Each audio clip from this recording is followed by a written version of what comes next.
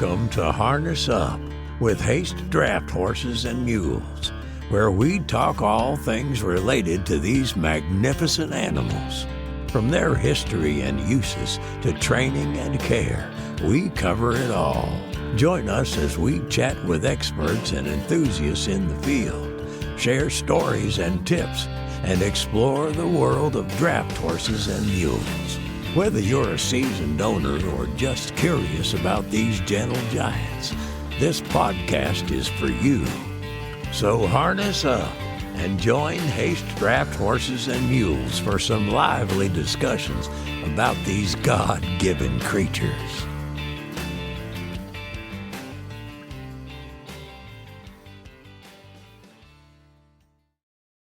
Howdy folks, Stephen Haste here with Harness Up Podcast with Haste Draft Horses and Mules. How's everybody doing?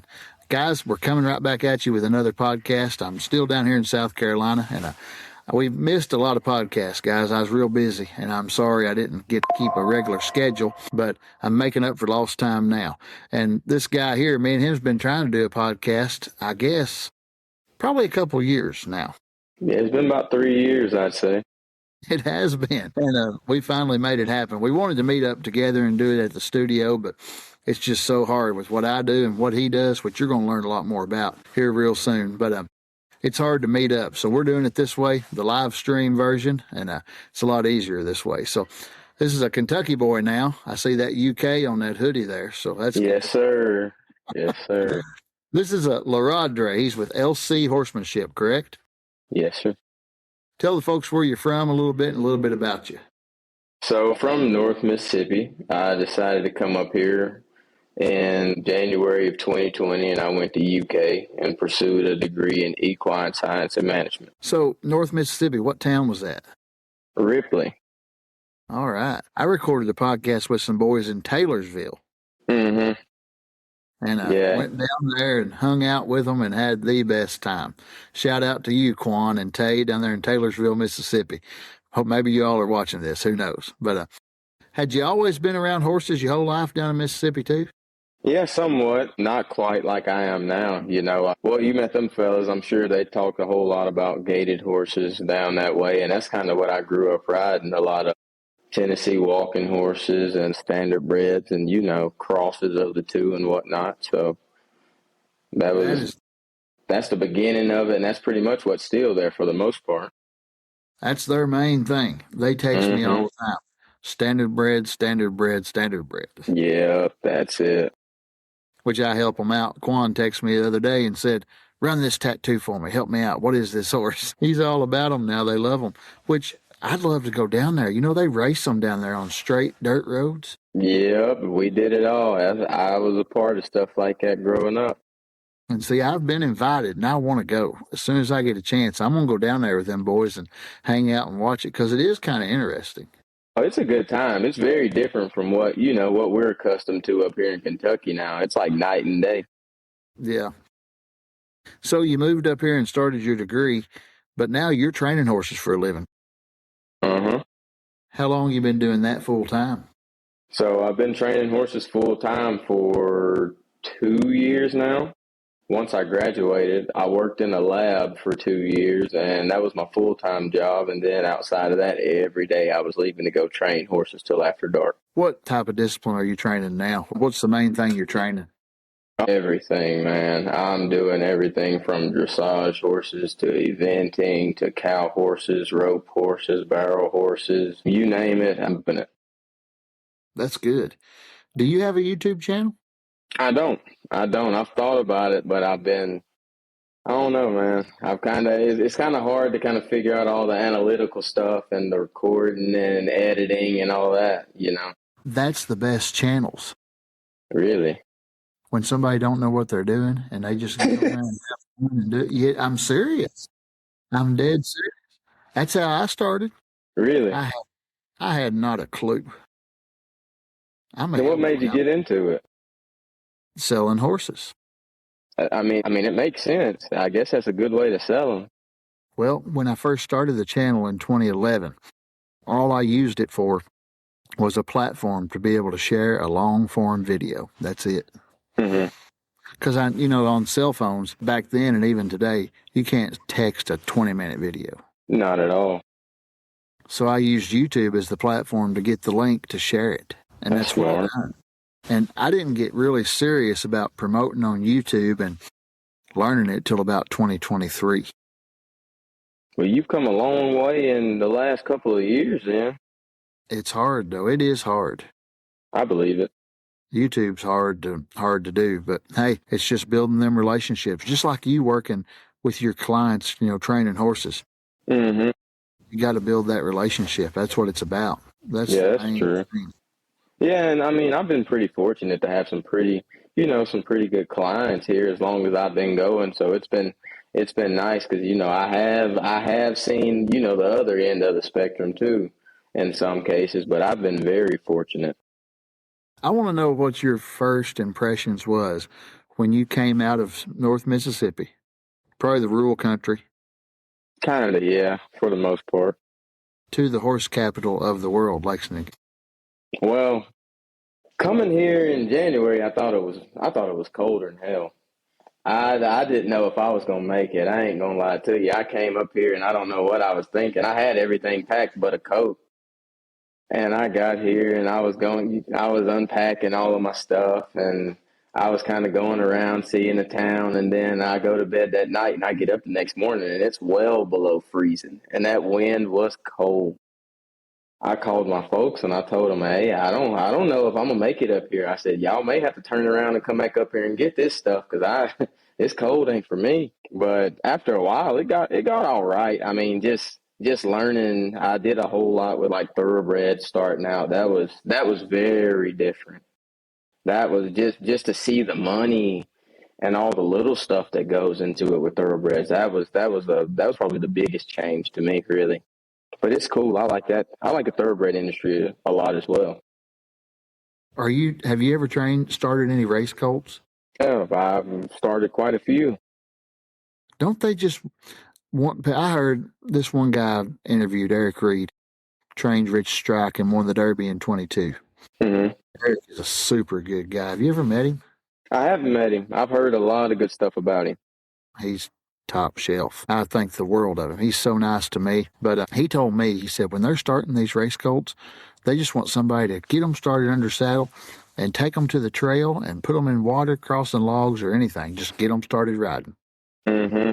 So, well, for me, my clients know I'm not going to take like the same approach as like a lot of those other racehorse guys and whatnot.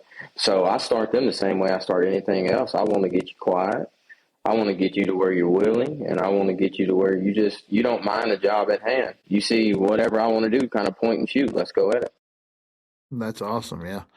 The racehorse industry is wild. Like, a lot of people don't know Lexington, Kentucky, but when you go to like Faison-Tipton or the Red Mile or Keeneland or any of those barns in the race season, there's just something in the air there. Yeah, I agree. It's awesome, really. It just feels electric to walk down through there, and just like you can feel like the intensity so thick there, especially on race day. If you walk down through there, it's like it's hard to explain. I think people just kind of got to experience it. Yeah. How tall are you, LaRodre? I'm 5'11". You won't make it as a jockey, probably. Nah, not in the slightest. You're too tall. Yeah, too heavy, too. I'm about 60 pounds over the limit. Oh, Lord, you'd have to go on a diet. Man, a rough one at that. Lord. So are you using your degree now, any at all? Are you still working any? Not really. I mean, I guess you could say I am working for myself for the most part, but it's nice to have. Not that I necessarily needed to do what I do. Once I started it, I was like, I may as well get something out of this. I'm already in debt. I've already come up here and endured the cold. Let's get this sheet of paper. So you've been there since 2020? Uh-huh. Right when COVID started. Another question I got for you. Being a young man, how old are you? 26. Young as you are, starting fresh up there in that area, it's expensive in Lexington, like to buy property and stuff. What'd you do, lease a barn and lease land, or? So I had a client that called me. It was one of my very first clients here. Actually, they had a horse that was pretty tough, and they had called a couple people, and they just couldn't find anybody that wasn't very scared of this horse. She was rough, and they were like, "Hey, can you see what you can do with her?" And I was like, "Yeah, I'll come play around with her and see what I can get going." And I worked with her and got her to where she was one of the more quiet things that they've ever owned. And they were like, "So what do you want to do?" And I told them, and they were like, "Well, we have a facility here if you'd like to run your business out of it." And that's been it ever since. It's been amazing. They're great people. They've taken care of me. I bet you was happy that day. That's an opportunity right there. Man, it was one of the better days I had. I tell you that much. The Lord blessed you with that opportunity. Oh, I agree. It's really hard to put into words like how ecstatic I was at that point in time, because like I didn't know what would come of the situation at hand. I was just like, they say you stay ready, so you ain't got to get ready. Well, the opportunity presented itself, and I was ready, and I did what it took. They decided to lend a hand, I guess you would say. I like that quote. You stay ready, you don't have to get ready. That's a good one. Oh yeah, for sure. I like that a lot. Man, my mama said that to me a million times growing up, and she was right. I didn't, as a kid, you don't pay it much attention, but now looking back at it, oh, she was right. Are your folks still in Mississippi? Uh-huh. You get to go see them much, or? Not too often, kind of this horse deal. It's really hard to get away from. Yeah, if you got horses there you're training, you got to feed them. Yeah, 7 days a week. They got to eat. Sure is. Yeah, that's something, man, to be able to have your own barn and facility like that right there in Lexington. You got a major opportunity to grow right there. 100%. I mean, being right there where I'm at, I have access to 2 outdoor arenas, an indoor arena, and 2 barns. So, I mean, I have no excuse on like any reason not to succeed. Everything's there. I just got to put in the legwork. That's what everything is. You got to work, man. Like in this business we're in, that's why I'm sitting here recording a podcast with you at 9:30 at night. My family's in there in the bed. Yep, my dog's right here beside me sleep. He know we got an early morning. There may be something come out of this. It's publicity. That's what it is, and it may not happen right away, but it may happen down the road. You never know. You gotta put in the legwork, and I try to put it in on all ends of everything. Just push, and like where I met you at Road to the Horse. Mm-hmm. Why in the world would somebody that trains draft horses and mules set up a booth at a quarter horse Colts starting championship? Man, that was a tough time for me because I'm naturally somebody that just wants to kind of stay in the back of the room and out of sight, not of mind, but then kind of being forced to step to the front of the room and kind of draw a little bit of attention to myself. I had a rough time that weekend because that was my first time I had ever had my own booth there. So trying to digest meeting all the different people and talking to them about what I do and selling myself, essentially, that was hard for me. I thought you done good when you talked to me. Well, I appreciate it, but man, it was tough. It really was. I mean, I'm better at it now because I've done it a couple of years, but that was very tough. I got so much out of that deal. People still reach out to me. I seen you at Road to the Horse. And I'm going this year. Oh, you are? Yeah. Yeah, I'm going to be there. I won't have a booth there this year, but I'm going to be there spectating. Yeah, I got me and Nick Dowers. I've been going out west and riding with him and whatnot off and on, trying to pick up what I can and pick his brain here or there. So him showing, I kind of got to be there, whether I wanted to or not. But I'm going to be there to support a friend for sure. We was going down the road today down here in South Carolina, and my wife said, Nick's going to win Road to the Horse just out of the blue. And I'm like, where'd that come from? She said, win. I believe it. I've actually got his sticker on the back of my laptop here. Oh, yeah? A little beard, indeed. Yeah, that's where this hat come from. It's their family's cattle company, LC. Yeah, his dad, Rod, hooked me up with it whenever I was out there. All right, well, you got to do something for me now. You got to tell Nick to do a podcast with me. All right, I'll talk to him. Yeah, tell him you done one show in the podcast. Maybe he will. Yeah. That'd be cool. Yeah, he's a cool guy. I want to get him on before he wins Road to the Horse, though. All right, that's gonna be tough. Cool. I don't know. I texted him the other day, and he was just letting me know when he was coming into town. And man, he's not coming in with a whole lot of time to play before he gets rolling. He was like, "We'll probably haul in that Tuesday night." And I said, "Tuesday night?" And he was like, "Yeah, why not?" And I was like, "All right, man, suit My yourself." first podcast, when I was at Road to the Horse the first year, 2024, Mm-hmm. when I met you, I got my first podcast while I was there. Wasn't it with Ken? Yeah, yeah, I remember. Yeah, he's a And, nice guy. I like him. I met him in the line. Everybody goes down in the arena and shakes the contestants. They shake their hands. Mm-hmm. And I just give him a card and said, "Hey, I'm starting a podcast. Will you help me and be my first guest?" He said, "What's it about?" And I said, "Horses. You." He said, "Let's do it. When do you want to record it?" And I said, "Well, I'd like to record it at the studio while you're here." He said, "Give me a little bit of time. I'll get back with you." Well, about a couple hours went by and I was walking around the big circle. Mm-hmm. He grabbed hold of my jacket and pulled me over and he said, "I'm going to reschedule my flight and I'm going to record with you Monday night." No way.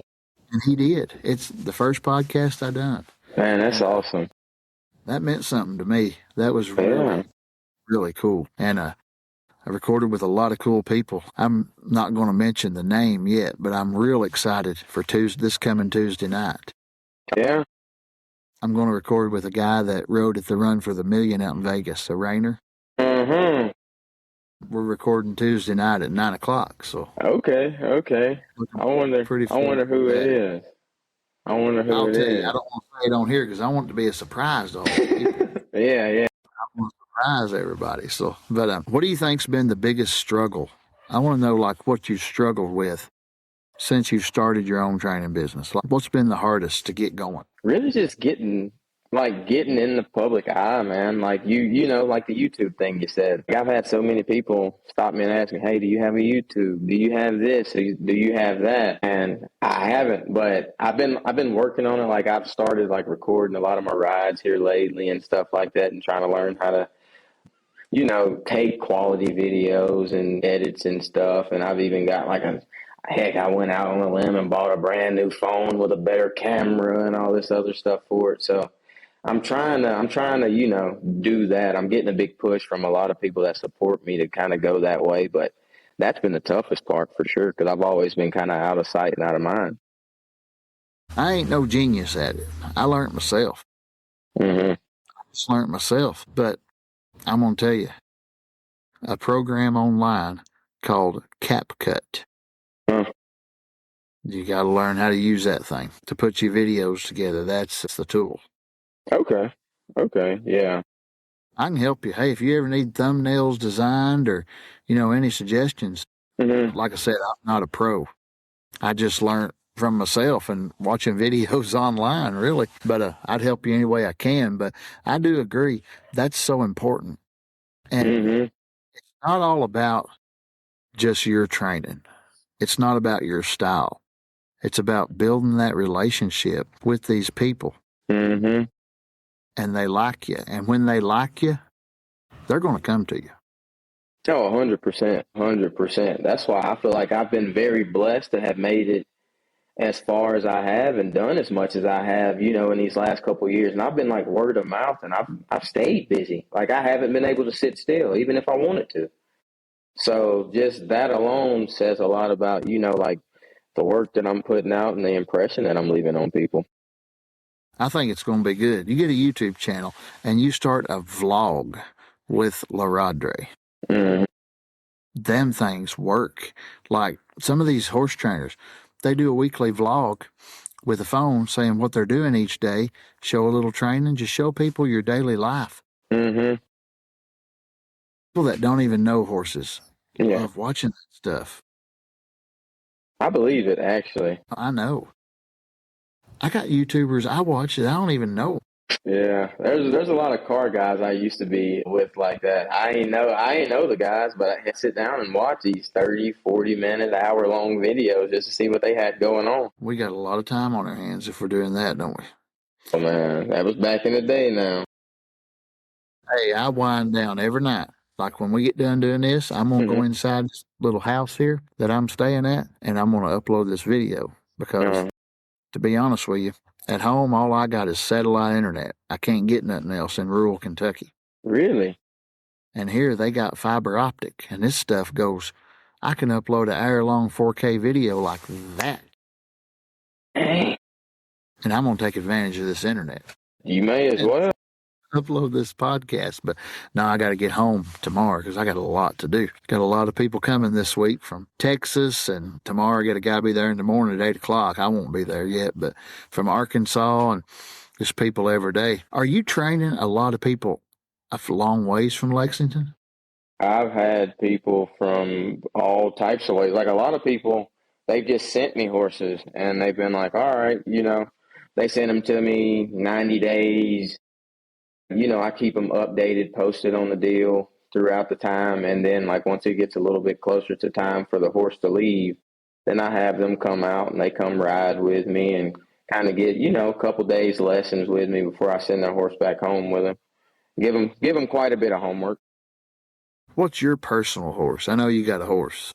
Well, I tell you, I just got her started. I've been bad about keeping anything for the longest time. Everything I've ridden, somebody else wanted more than I did, and they put a price on it that I couldn't refuse. I was like, you know what, take it. I'll take the money, take it. But now I got a little metallic cat filly.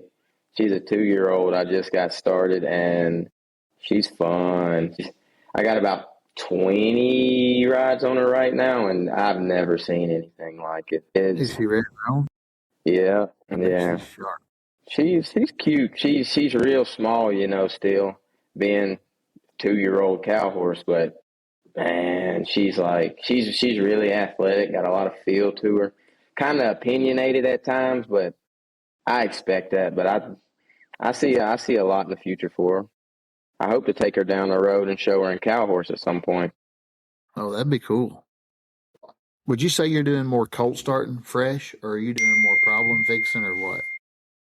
It's a little bit of both, really. Earlier in the year, later in the year, it's a lot of like colt starting. A lot of people want to get their youngsters going before they either go to the track or, their futurity prospects and want to see kind of where they're going to be if they want to get off from under before they put too much time and money into them or whatever the case may be. But I'd say it's a decent balance.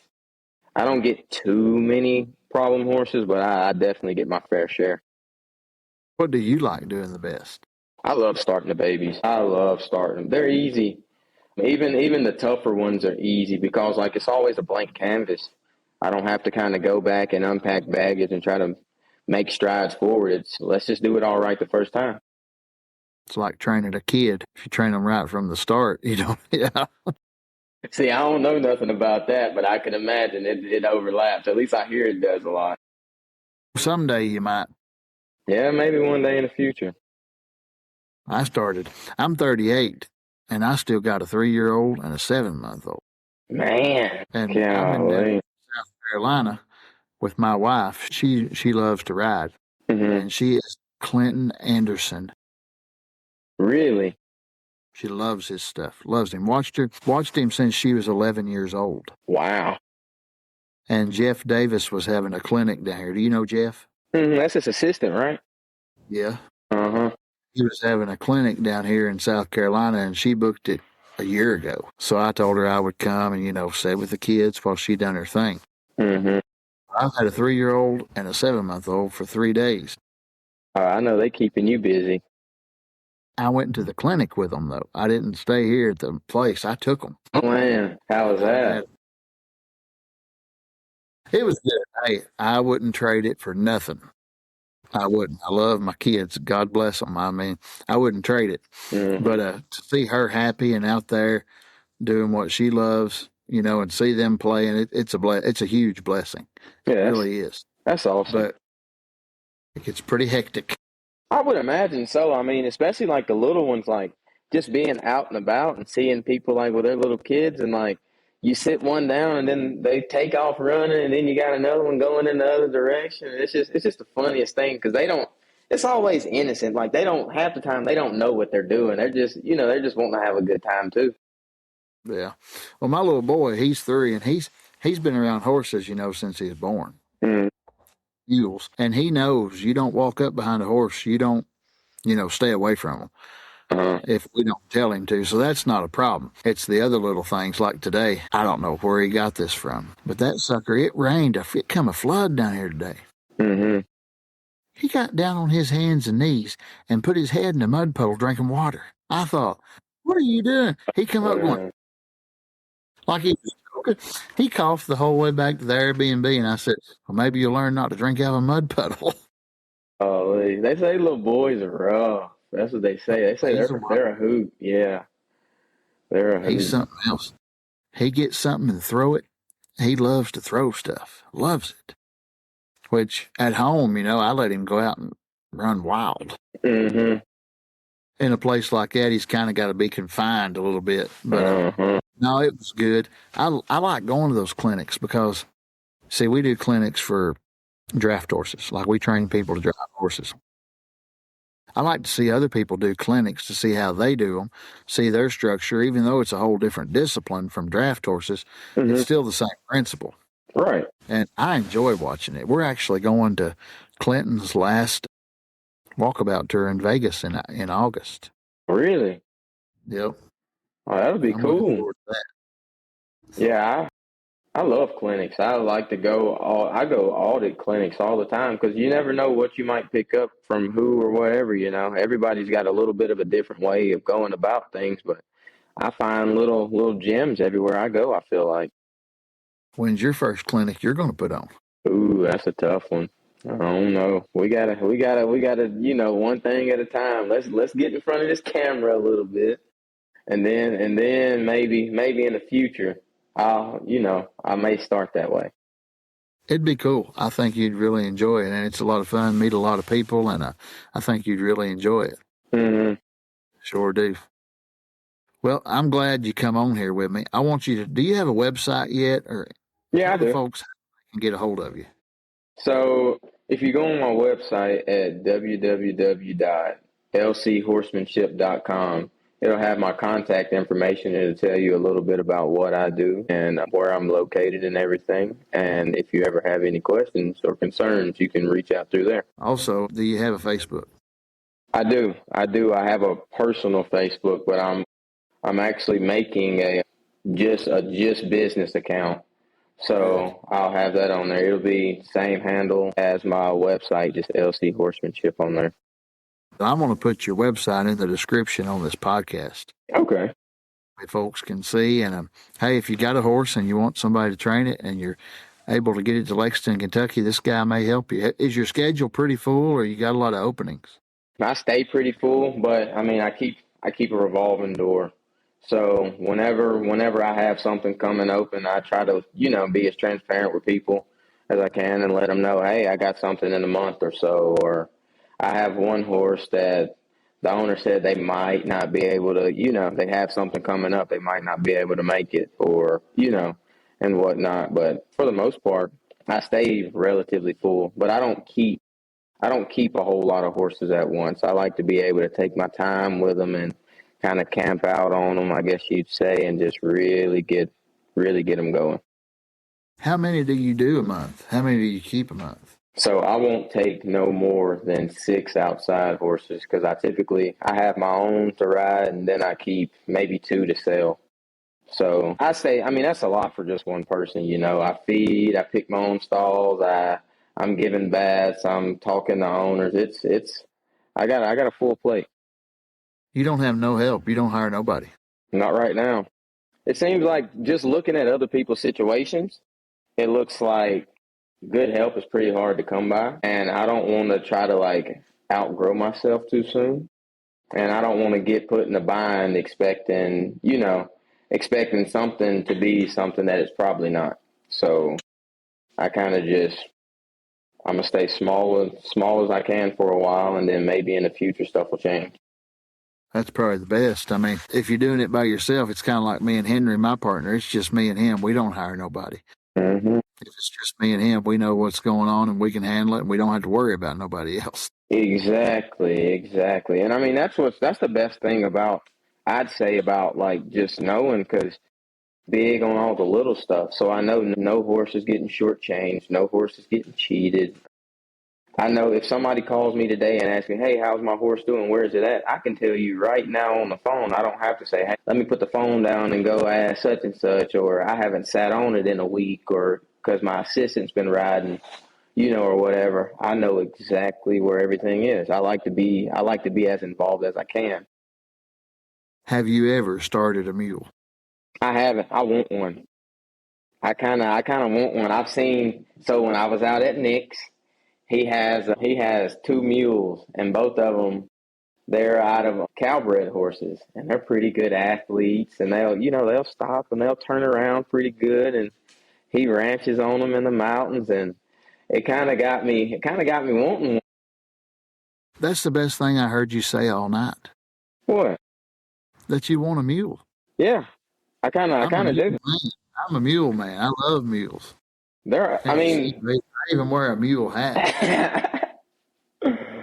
Yeah, they're awesome. I think they're cool. I think they're so different. If I did have me a good mule, that's probably something I would keep, and I'd use it like my saddle horse probably.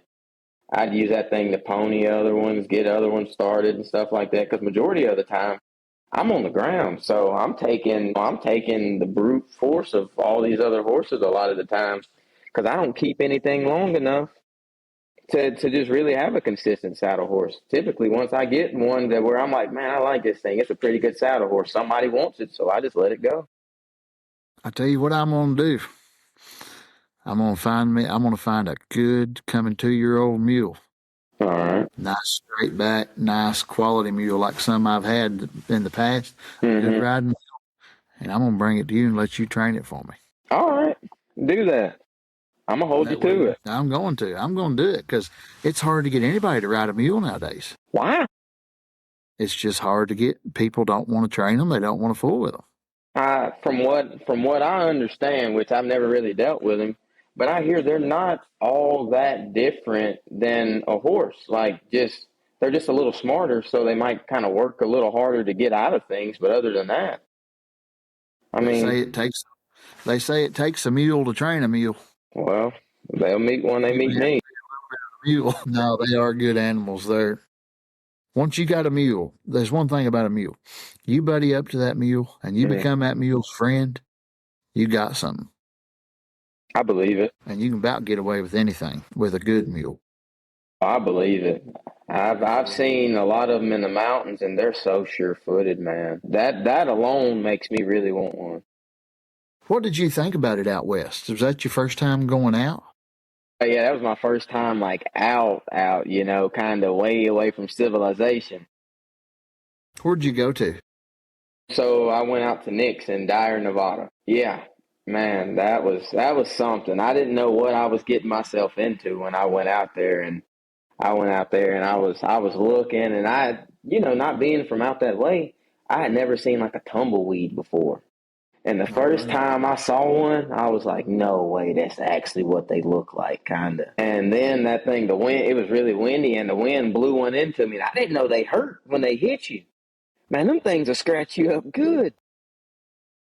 I tell you what, in 2023, me and my wife went to Nevada to deliver mules and horses. Mm-hmm. And we had 3 stops in Nevada, one down south, and then we stayed in Vegas at a horse motel and actually stayed in the Trump Tower for 2 or 3 nights and checked out Vegas. Mm-hmm. I did not know there was a horse motel in downtown Vegas, but there is. Me neither.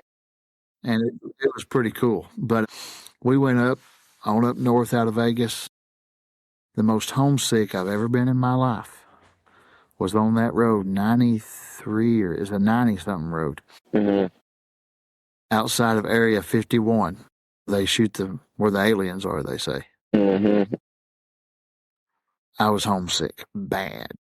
Oh, man, you had a hell of a haul back to already be homesick, too. We had to go to Oregon next. When you get to Oregon, we was way out, The Dalles, Oregon, John Day, Oregon. 2,300 miles from Lexington or Liberty, Kentucky. Goodness. Yeah, see, I don't know. I tell you what, that rural life is cool, but it ain't for me. flying into Vegas and then renting a car and driving 3.5 hours out into the middle of nowhere to his ranch and seeing range cattle and all that. You have to watch for range cattle like we do deer here. That within itself, that had me confused. I did not expect that. I didn't know what I was going to expect, but that wasn't it. It's a whole different type of life. I agree. I respect it. I respect it. I have so many good Nevada customers. Shout out to all y'all out there. God bless Nevada. We love y'all too. But I could not live in Nevada, and I tell them all that too. I could not live in Nevada. Mm-mm. I'd be a bad shape. Around here, Mississippi, Kentucky, it's a little different culture. Yeah. But it's kind of the same in a way. We're all close to each other. Civilization, as you're saying it. Mm-hmm. And I'm used to that too. Like at night when I get done working, I can go to mom and dad's. I can go anywhere and have a meal, and everybody hangs out, and it's life. Mm-hmm. Out there, too far from anything. Yeah, and that's a big thing, man. I told them, all right, so like I living here, staying here in Lexington, if I want anything at the drop of a hat, I can go get it, or I can have it dropped off at the door. Living way out there, if you ain't got it, you just won't have it. It's like you have to prepare well in advance, and I'm not cut out for it. I eat Chick-fil-A twice a week.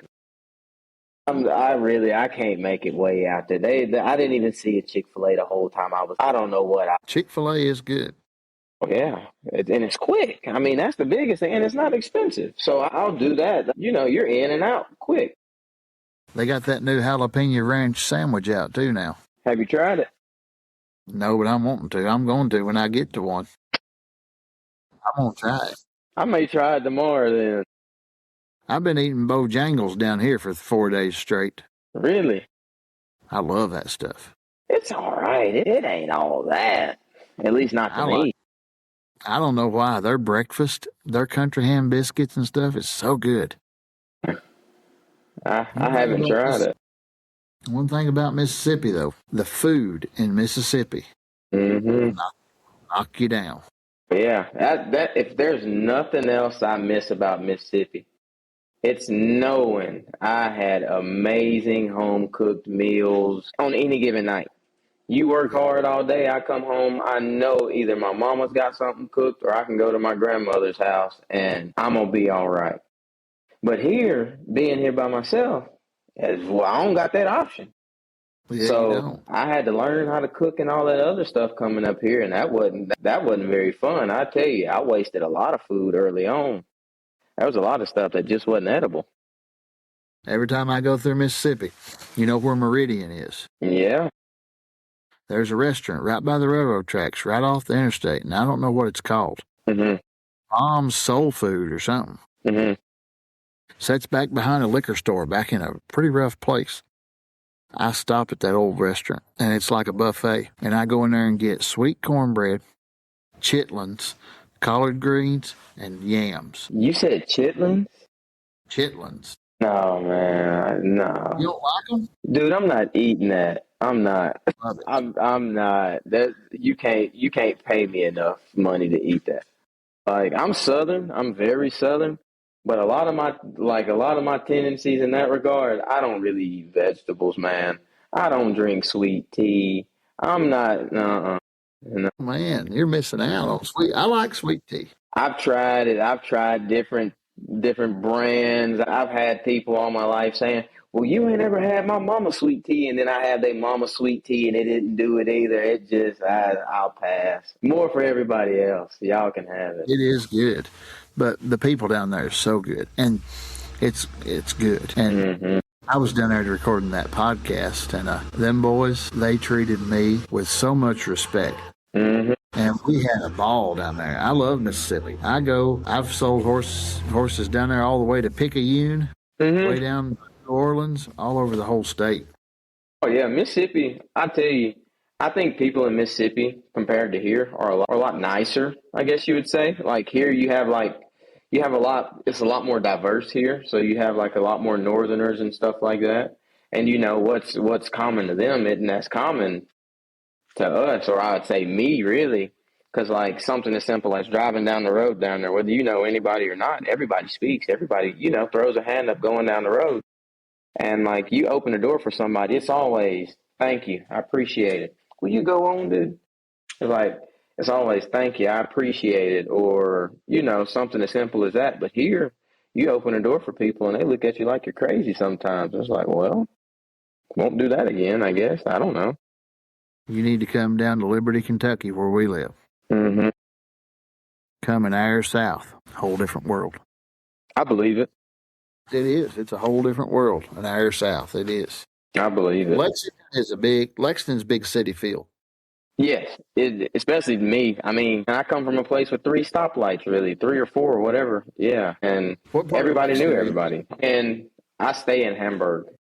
Okay. But where I train out of is only a couple miles away from here, between here and like Winchester. I'm really close to. You ever been to Windy Corner? Oh yeah. Right down the road from Windy Corner. You know where Double Dan's at? Yeah, in the Midway. I sold him a big gray Persian mare 2 months ago. Oh yeah. Went up there to his house with him and Elizabeth. Actually, well, I didn't sell it to him. I sold it to Elizabeth. She called me and did the deals. Yeah. But it was for Dan. And we had a great time. But if you ever go to Midway, there's a restaurant up there that has the best hamburger you would ever put your mouth into. What's it called? It's a Bourbon Barrel or something. It's a restaurant up there right in Midway. It's a big barrel on the corner down there at the very corner of town. Okay. I can't remember the name of it, but you'll see it if you go. It's got a big horse statue out front. It's a bourbon something restaurant. Okay, yeah, I'll give that a try. Got a burger in there called the Kentucky Burger. And it's made with a fried green mater on it, and you get an L8 with it, and it's a Kentucky burger. So good. Okay, yeah, I'll have to go give that a try. There's a lot of like smaller places like that I love going to around here. I think that kind of is part of the whole Kentucky experience, in my opinion. One of my favorite places in Lexington is that Big Kahuna. Man, I used to wear that place out when I first moved here and found out what it was. It's amazing. I love it. I love it. Yes. But what's your favorite, what's your all-time favorite place to eat at around here? When we come to Lexington, we always go to a Japanese restaurant over by Best Buy, over in that Hamburg area. Something, I don't know the name of it. Tekka. Yes, Tekka. Yeah. We love that place. Oh, it's great. I love it. I used to go there a whole lot, but I kind of started burning myself out on it. So I had to switch it up a little bit. But my thing's really just been Carson's. I can't get over Carson's, man. It is good. I mean, the quality, the aesthetic of the place, like it feels very Kentucky-like when you go in there. The portions, and it's, in my opinion, it's really cheap for the quality of the food and like the portions for sure. Like I always get 2 meals out of whatever I get. Oh yeah, and another place I love in Lexington to go eat at is if you go downtown and you go over by Waller Avenue.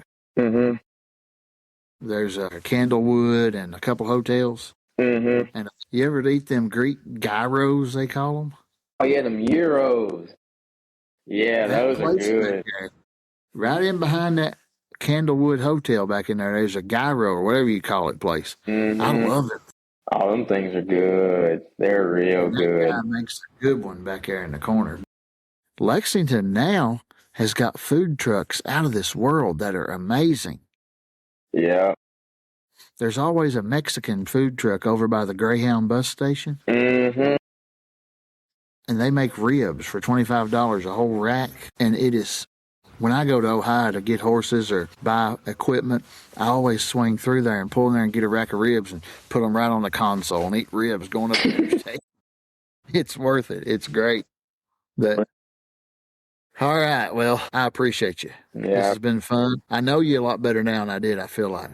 Oh, yeah. I mean, heck, we've known each other for years and hadn't really just sat down and talked a whole lot. Yeah. It's always been kind of in passing or trying to get this deal orchestrated. Well, I'll see you in a couple of weeks at Road to the Horse. Oh, yeah. I'll have to holler at you then. Yeah, we'll pass by sometime there anyway. Oh, for sure. This year it's going to be big, though. It's going to be a lot of people there. I believe it. It's going to be a lot going on at the horse park too. That whole weekend, I believe I think a rodeo, and I want to say it's something with either hunters or something like that. It's going to be packed. It's going to be a madhouse. Guys, if you've never been to Lexington, Kentucky in the horse park, make it a trip. Go. If you're a horse enthusiast or if you ain't, you will love Lexington. It is a lot of fun. A lot of horses, a lot of horse racing, and all that good stuff. But what we're talking about is Road to the Horse. It's the World Championship Colts starting event put on by some folks out of Texas. And it'll be coming up, I think, in a couple weeks. The dates, I can't remember the dates, but my wife's got the tickets bought and everything. I just get in the truck and ride with her. I'm going, I'll tell you that much. It's a lot of fun. Meet a lot of people. And I like people. I like to talk, as you can tell. But anyway, guys, thank y'all for listening. We appreciate you. God bless each and every one of you. If you want to get a hold of LaRodre, his website again is www.LC Horsemanship. Get on there and tell him you've seen him on Harness Up Podcast with Haste Draft Horses and Mules. Guys, thank you for listening. It's been a great one. Check us out on the website at www.drafthorsesandsmulesforsale.com. Also, guys, we're all across all social media. All you got to do is type at Haste Draft Horses and Mules on Facebook, Instagram, TikTok. You name it, we're on there. If you need anything, reach out. Give us a call. We're here to help you. God bless you. And until the next podcast, keep harnessing up, and we'll see you real soon. As another captivating episode of Harness Up with Haste Draft Horses and Mules draws to a close, we extend our sincere gratitude to our listeners for joining us on this enlightening journey.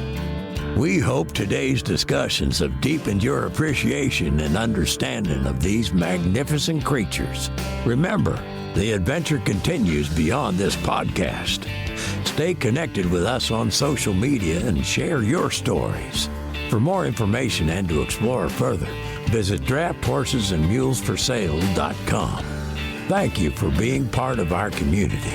Until next time, keep harnessing your curiosity and passion for these God-given creatures. Farewell for now.